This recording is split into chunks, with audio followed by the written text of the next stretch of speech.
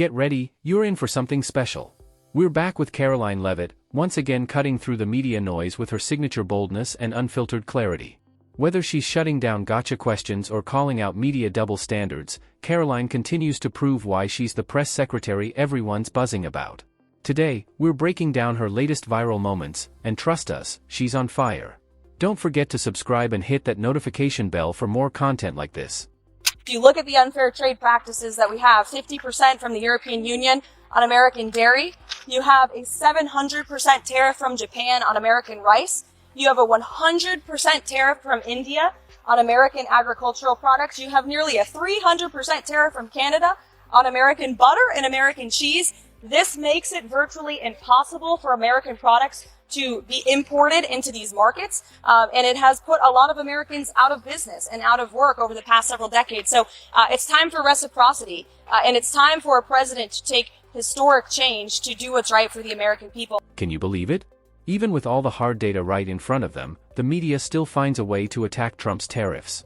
It's as if they'd rather support foreign interests than admit a policy that actually puts America first is working. And no, this isn't about idolizing one man, it's about realizing that every other nation fights for its own interests, and finally, so are we. Now that we're standing up for ourselves, they're suddenly pleading for free trade. Up next, watch as a reporter tries to grill the administration over deporting violent criminals, because apparently, enforcing the law is controversial now. You can get classified by simply having certain symbols in your tattoos and wearing certain streetwear brands. That alone is enough to get someone classified as TDA and sent to El Salvador.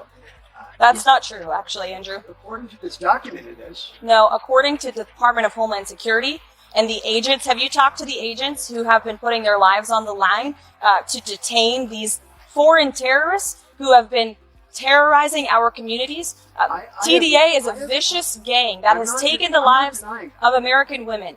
And our agents on the front lines take to ensure that these individuals qualify as foreign terrorists and to ensure that they qualify for deportation. The left and its media echo chamber have been in full-blown panic mode ever since Trump began delivering on a major campaign promise, removing violent gang members from the country. And let's be clear, they're here illegally. You'd think clearing dangerous criminals off American streets would be common sense. But now that real action is being taken, the mainstream media is spinning it into some kind of moral crisis. Karoline wasn't having any of it. She seized the moment, called out the reporter's loaded questions, and shut it down, hard. And shame on you and shame on the mainstream media for trying to cover for these individuals who have... This is a vicious gang, Andrew. This is a vicious gang that has taken the lives of American women. The government filed in court, which says and you said yourself there are 8 criteria on that document. They need 8 points. And you are questioning the credibility of these agents who are putting their life on the line to protect your life and the life of everybody in this group and everybody across the country. And their credibility should be questioned. They finally have a president who is allowing them to do their jobs, and God bless them for doing it. That reporter, Andrew Feinberg? He was so rattled after Karoline schooled him, he ran straight to The Independent and dropped a whiny article, claiming, Press Secretary Karoline Leavitt didn't appreciate my question about how the government is making sure innocent people aren't misidentified as dangerous gangsters. He even threw in a dramatic, shame on you. Well, Andrew, maybe if you asked real questions like an actual journalist, you wouldn't keep getting publicly embarrassed. Oh, and by the way, I noticed you haven't liked this video or subscribed yet. What are you waiting for? And of course, no highlight reel is complete without Karoline absolutely dismantling CNN's own Karoline Collins. Let's roll it. Have attorneys here at the White House told President Trump that he has the legal authority to undo a pardon simply because it was signed by AutoPen, as he said? The president was begging the question that I think a lot of journalists in this room should be asking about whether or not the former president of the United States, who I think we can all finally agree was cognitively impaired. I know it took people some time to finally admit that, but we all know that to be true, as evidenced by his disastrous debate performance against President Trump during the campaign. I digress on that. But the president was raising the point that Did the president even know about these pardons? Was his legal signature used without his consent or knowledge? And that's not just the president or me raising those questions, Caitlin. According to the New York Post, there are Biden officials from the previous White House who raised those questions and wondered if the president was even consulted about his legally binding signature. Exactly. House Speaker Mike Johnson just revealed that President Biden had no idea he signed an executive order halting the export of liquid natural gas. Just let that sink in, a president signing off on something with massive economic consequences and not even realizing it. Now that the mainstream media is finally waking up to one of the biggest political cover-ups in recent memory, we're left asking serious questions. Who's really been calling the shots these past 4 years? And why did it take this long for the truth to surface? But instead of digging into that, Karoline Collins stuck to playing the activist, not the journalist, which set the stage for this epic showdown. And so I think it's a question that everybody in this room should be looking into, because certainly that would propose perhaps criminal or illegal behavior if staff members were signing the President of the United States autograph without his consent. Biden is on the record talking about issuing preemptive pardons to these people. But was he aware of his signature being used on every single pardon? That's a question you should ask the Biden White House. Is there any evidence on that he wasn't aware of it? You're a reporter. You should find out. She only plays the role of reporter when it's time to go after the Trump administration. The rest of the time, she's just another full-time propagandist. Every segment she does is laser-focused on pushing whatever narrative the establishment decides that day. Funny how we never saw her, or anyone at CNN, press Jen Psaki or Karine Jean-Pierre with that same intensity. That alone proves this isn't journalism, it's scripted theater wrapped in a news ticker. Now here's Karoline delivering a direct message to the White House Correspondents Association. Spoiler alert, she did not hold back. As for switching up seating in the briefing room, it's something we are seriously considering. And we tried to broker a meeting with the White House Correspondents Association board today to discuss that matter. But unfortunately, their president sent out a fundamentally unserious email to the rest of their membership, making it clear that this is a group that doesn't care about press freedom, transparency, and access for all media voices, but just cares about having their monetized monopoly over the briefing room. And I would remind them that the briefing room is part of the people's house. It belongs to the American people. It does not belong to elitist journalists here in Washington, D.C. All of this came after the White House Correspondents Association threw an outright tantrum over reports that the administration might start managing seating arrangements during press briefings. Honestly, it's a simple, common-sense update. But of course, they're spinning it as some dire threat to press freedom, clinging to a decades-old tradition like it's sacred. Here's the truth, it doesn't matter who's in the front row. Unlike the last administration, we're actually getting regular briefings from both the press secretary and the president, and everyone's getting a fair shot to ask questions. President Trump asked in his speech last night, how could anyone possibly be opposed to any of this action that he is taking? Well, apparently, the modern-day Democrat Party could. And it's not just the Democrat Party. The mainstream media still doesn't get it. Last night, MSNBC's Nicole Wallace disgustingly looped in a 13-year-old boy with brain cancer into an attack on the president over January 6th. And CNN's first chyron out of the speech called it divisive. President Trump wasn't divisive. The Democrats were. And CNN was proven wrong by their own viewers, 69% of whom, in a post-speech poll, said they had a positive reaction to the president's speech. This came right after Democrats sat stone-faced during Trump's State of the Union, barely pretending to show even a shred of human emotion.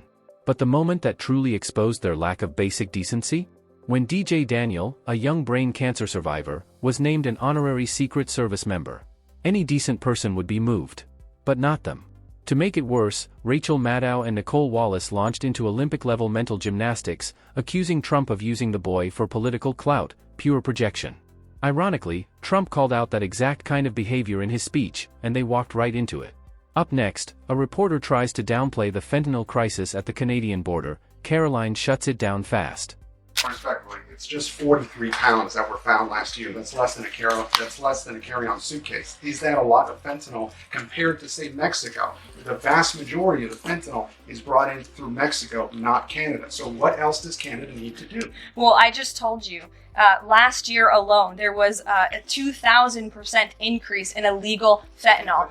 You're asking me for what the president's justification is for these tariffs. It's not up to you. You're not the president, Gabe. And frankly, I think it's a little bit disrespectful to the families in this country who have lost loved ones at the hands of this deadly poison. If you talk to them, and this president has, they are grateful that they finally have a president who is standing up to both Canada and Mexico, and most importantly, to China as well. Then we've got a reporter pressing Karoline on when Trump will take responsibility for the economy and the comeback she got in return. Pure gold. On the economy, you mentioned yesterday that this is a transition period. How does the White House measure this in terms of when can you not blame it on former President Biden and when does it fully become President Trump's responsibility? Well, we've only been here for 52 days, but certainly the president is working hard every day to, again, bring down the cost of living, which we see is already happening. You see the cost of eggs is going down, cost of gasoline is going down because of the massive deregulatory efforts of this president, and also the fact that we are delivering on his promise to drill, baby, drill already. You saw this past weekend, the National Economic Advisory put out a report that because of the regulations we've already slashed in just 52 days, we've saved American taxpayers $180 billion. That comes out to about $2,000 per American household. Sure, it might be too early to call, but let's not forget how Biden once bragged about job recoveries that were really just pandemic rebounds. That kind of political theater is exactly what we don't need from this administration. February's CPI actually brought some good news, with inflation coming in lower than expected, but, of course, most media outlets rushed to downplay it like it was no big deal. Still, nothing tops the way Karoline handled a reporter who kept repeating the same tired question. She absolutely shut it down.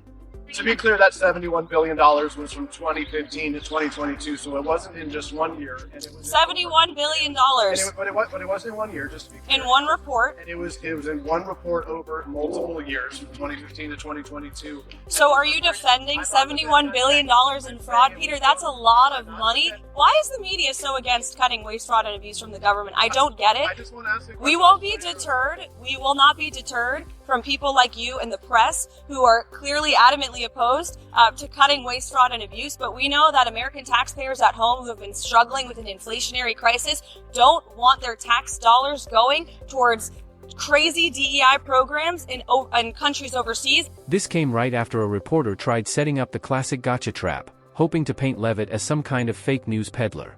I remember when journalism actually meant something, exposing corruption, holding the powerful accountable, and following the money. Their job used to be making sure those in charge didn't get a free pass. Not anymore. Today, the media seems more interested in shielding the establishment than challenging it. And to close things out, we've got Karoline's fiery response to KJP after she made an outrageous comparison between this administration and the Kim Jong-un regime. Buckle up. Says your predecessor, Karine Jean-Pierre, presided over many novel press access restrictions. She said in an interview, quote, what we're looking at is what North Korea is doing. What's your response to that? And can you say anything to allay concerns that unfavorable coverage will be punished in this new press freeze system? I think that's the same individual who said from this podium numerous times that the commander-in-chief was mentally and physically up for the job, which we knew was a lie. Many people in this room knew it was a lie. Many of you were admonished for asking questions about that truth. So when it comes to truth and transparency, this administration, this White House is setting the example. This president is taking far more questions than his predecessor, Joe Biden, did on a daily basis, and that will continue. And just to pile on, we're talking about the same woman who acted as the mouthpiece for an administration that stripped press passes from over 400 reporters, while treating even the simplest questions like Olympic hurdles. Honestly, it was embarrassing to watch. But hey, I want to hear from you. Which of these moments was your favorite? Drop it in the comments below. And if you think your friends or family could use a good laugh too, make sure to share this video with them.